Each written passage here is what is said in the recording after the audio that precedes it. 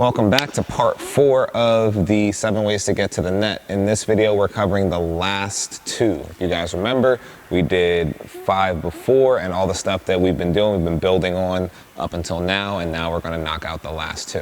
The last 2 are the pulled in method and the sneak lob, or the lob and sneak. So let's get right into the first one.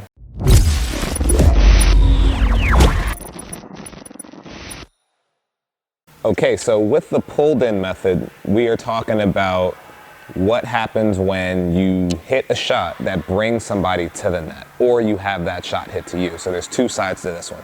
We're gonna cover the bringing somebody in method first. I'm gonna be using Tom on the far end, and then we'll be covering the when you hit the shot and move forward.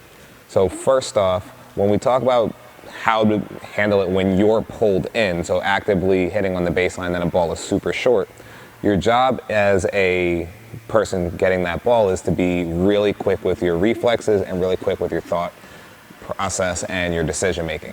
You're going to have a very short amount of time, and you're going to be sprinting and scrambling, and your job is going to be to come up with the best shot based on the situation you're given. So I'm going to use Tom as a demonstrator of the situation that you're going to be pulled in, and then we'll talk about what the targets are from there. Okay, so let's assume I'm playing Tom from baseline to baseline. The camera's a little bit inside the baseline, but as you can see, Tom is in the back. If I was hitting back and forth with him, and then I was to give him a drop shot and he has to run in and get it, once he's there, he's under pressure because assuming he ran all the way from the baseline, he's barely getting there.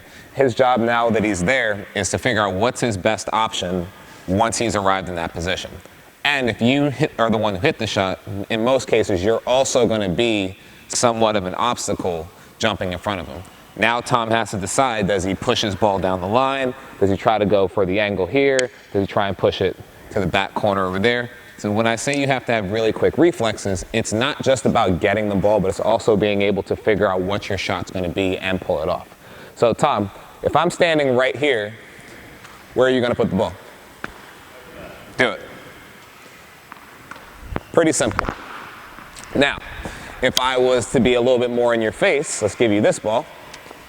What would your choice be? Try it. So as you can see, he has to think really quickly about what his options are. Let's try a different one. If I gave you that ball again, and I was running in to block it, what would you try now? Awesome.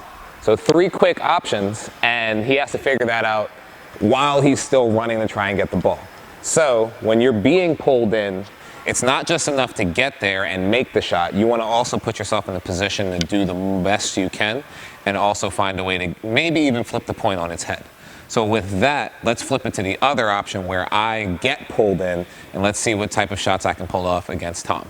All right, so with this exercise now, I just have 4 cones set up, and my job when Tom feeds me these drop shots, because I am going to practice this a little bit, is get up there, and on my way up, just figure out which cone I'm aiming for and how. Remember, you can go for soft touches, you can try and push them deeper, you can go for lobs, but try to work a lot of different variety on different ways to hit the shot. That way you don't feel like you're limited as you arrive. So you ready, Mr. Tom? Go ahead, just drop it off. So I run up. Perfect. Reset. He drops it again. Yep. Oh yeah. One more. On the line. So as you see, he gave me 4 drop shots, and I kind of worked through each one of the targets. Now if Tom was to try to cover that shot, why don't you drop 2 more, Tom, and then I want you to just move into any position. If Tom was to try to cover that shot, it would be my job to figure out what my options are while kind of keeping him in the corner of my eye. So go ahead, Tom. Perfect. Reset again.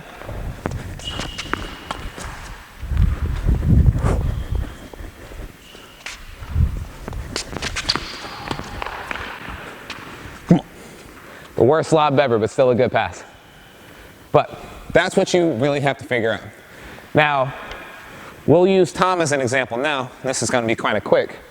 When Tom hits that drop shot, that's the other half of pulled in. When Tom hits it, his job would be to figure out what the best way is to cover. As we've said, the best thing you can do is get between the two shots that are easiest to hit. So Tom, right now, you're between the two baseline cones. Let me have that ball, please. Awesome. So if I was coming in for a normal ball, Tom's dead center of my two best shots. Baseline corner, baseline corner. But as I get closer to the court, more angles become open, and he has to actually shift his body to get in between my best shots. So Tom, come up in closer. The closer he gets, hold your arms out, the tougher it is for me to get around him. And let's say he's in my face. Now he's got a good one step to cover those shots versus 3 or 4 or 5 steps, depending on how far away he is. So when you're doing the pulled in method and you're the one actively pulling somebody in, you want to make sure you get in their face, just like you see me getting closer to the camera. There's a little bit of space here and a little bit of space here, but as I get closer, it's tougher for you to find your way around. So that's pretty much all it is on the pulled in method. You just want to make sure that you practice the different types of shots. But let's move on to part 2. Okay, so on to our last one. Now this one is what I also call the 2-5 and 3-0 level kryptonite. This is the lob and sneak, or the sneak lob. Now the trick with this one is it's all about setting a rhythm. Me and Tom are going to be rallying, and me and Tom are pretty good players, so our ball height is going to be relatively low, somewhere between 2 to 4 or 5 feet above the net and hitting through the court. The trick with the lob sneak, or the sneak lob, is you're going to break that rhythm and throw a lob up for no reason.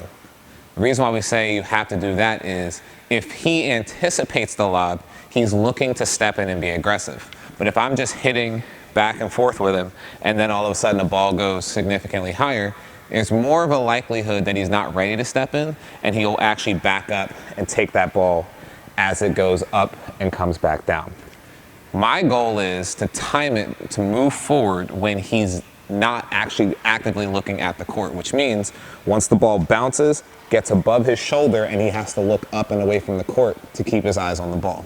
That's my cue to move in. If you move too early, they will see you moving in, and the ball's so slow that they have time to choose a different type of shot. So you always have to pay attention to where their eyes are going and where their head is going in order to make this pattern work. So, Tom, I'm just going to feed you a ball, and I just want you to back off like you would if you saw the lob. And I'll just show what the timing of it would be. So when that ball goes up, I stay here, I stay. Now I move. And in that little short amount of time, I can get close to him. Whereas if I was to hit that same ball, but I run forward at the same time, he deals with that ball differently because he sees he has pressure on him based on the way I'm moving. So this is all about timing. So me and Tom are going to actually do this one very realistically. Tom, we're just going to rally through, and then I'll make that change. So first, like I said, we set the rhythm of keeping the ball through the court. Nothing fancy, just rallying. You're good. That's not good. He can step into that, so we keep it going. Oh, yes. So the lob also has to push the person back off the court. If you hit a lob and it drops short in front of them, their eyes are going to go up and down while still looking visually forward. This one, on the other hand.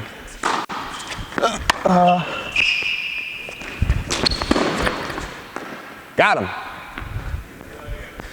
Of course we will.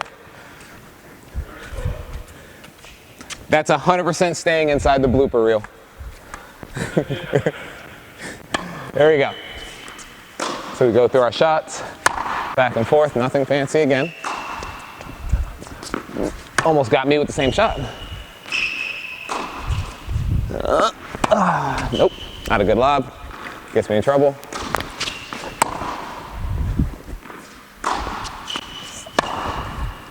Wait, forward.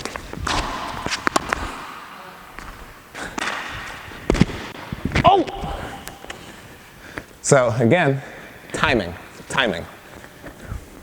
Lob needs to land right around here, but the main thing is do not run forward like you would for your normal approach.